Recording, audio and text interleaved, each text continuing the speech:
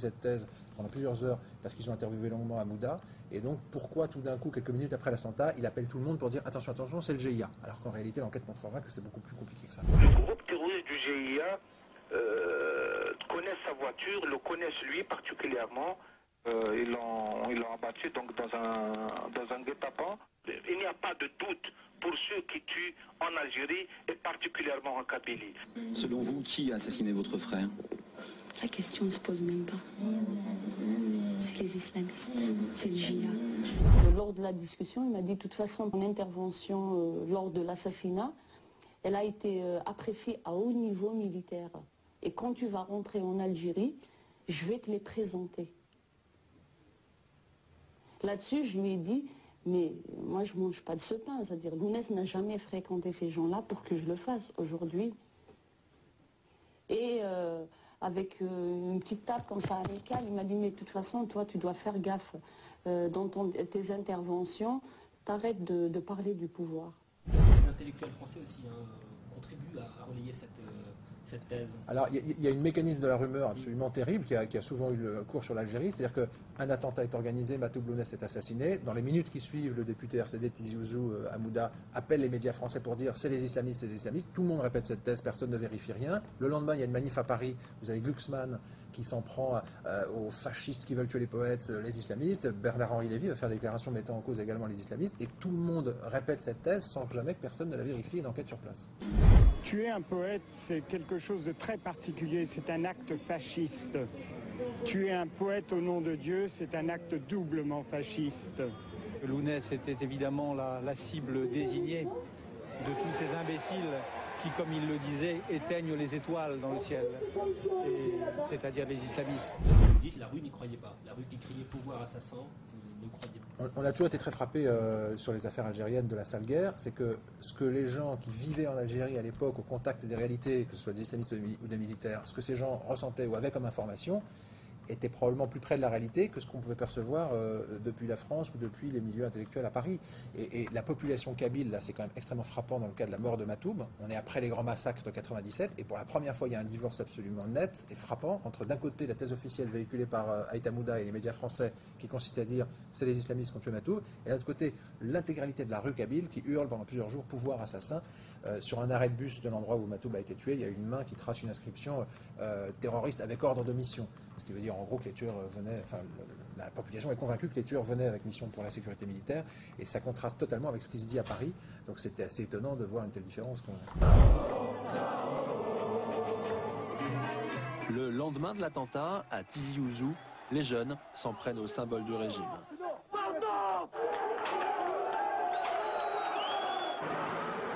En 48 heures, c'est toute la Kabylie qui s'embrase.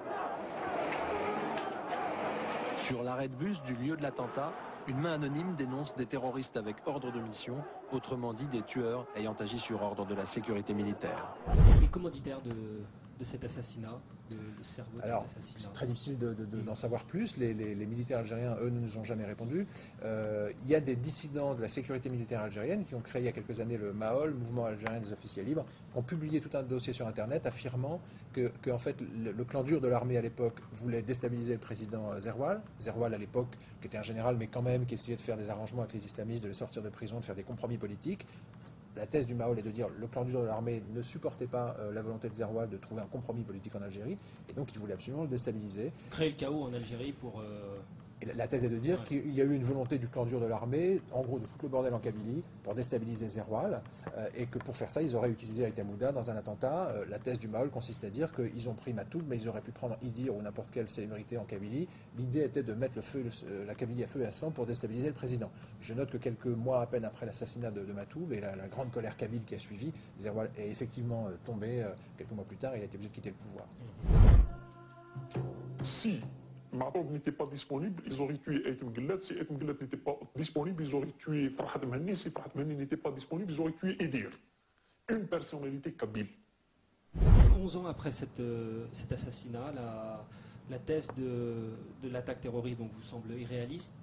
Vous croyez que la vérité pourrait un jour être connue?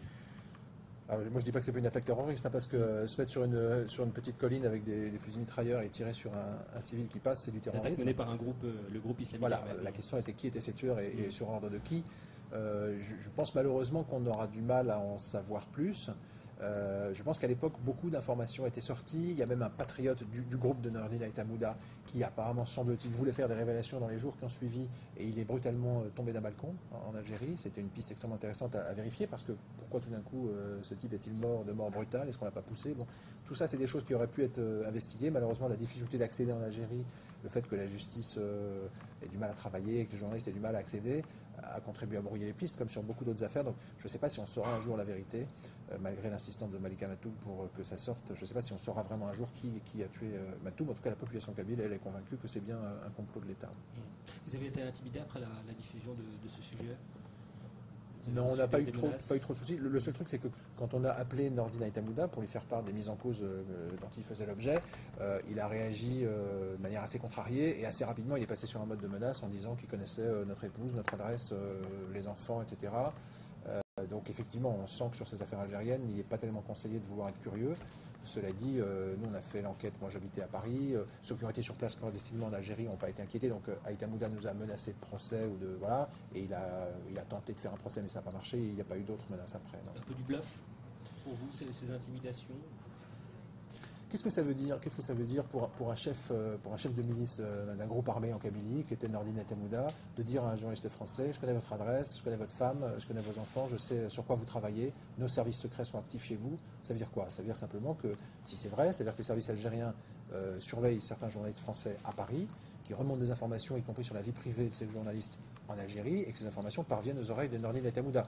Moi, je suis un peu choqué qu'il ait autant d'informations et que les services secrets algériens en France travaillent à surveiller des journalistes. Je ne pensais pas que c'était leur mission principale, quoi. Vous avez réalisé des sujets dans des endroits très chauds de la planète. Ce sujet-là, en Algérie, sur Matoub Lounès, il était particulièrement sensible à votre carrière de journaliste? Je crois que l'enquête sur l'assassinat de Lounès Matoub était sensible parce que Lounès Matoub était un symbole extrêmement fort en Algérie à l'époque et en Kabylie, extrêmement populaire, et que ce chanteur qui a été fauché en plein vol, en quelque sorte, par un attentat quand même assez mystérieux, a considérablement ému la Kabylie.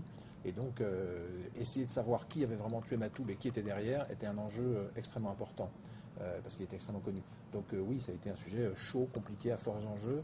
Je crois qu'on a recueilli un certain nombre d'éléments qui démontrent qu'il y a eu manifestement une volonté de l'armée de sécuriser le secteur, d'empêcher les habitants de sortir, de monter une opération, en tout cas de sécuriser l'attentat, puis de mensonges pour véhiculer la version GIA, etc.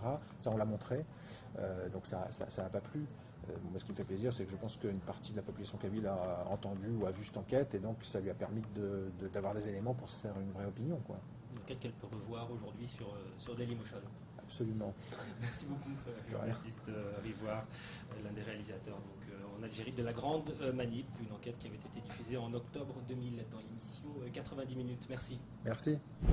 J'ai constaté, il y a un son. Alors j'étais au bord de la route et j'ai entendu un grésillement de talkie-walkie. Alors je me suis retourné et j'ai vu des hommes descendre de l'Olivret. Ils étaient 7. J'ai fait semblant de ne pas les voir. Et les terroristes, ils passent par là d'habitude? Non, ils passent par la route normale, jamais par la forêt. Et pourquoi vous pensez que ce n'était pas le GIA? Parce qu'il y a du quoi, ils sont connus. Si c'était eux, j'en aurais reconnu au moins un ou deux.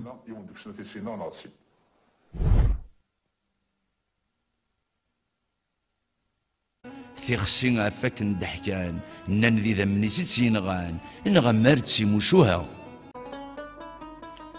الشطح الصواب ماضي العثابور ثيد نتصدر عندي لو قبيلين اثن قصيد اثن السحضار ورقبل نثيجي هاي نتسنادين هادي توافد نستهري السي سبري ذات النجار ندا نغبو ذرو ماذي اتقو بعين نغنت زيكي إذ السنغ ذا ناقي ذا زاري سار نظفار يمسح فاقي مو ماشي ذي نكوني حاسني الساعة بن ثيكلي الدولة سنت في كازوغار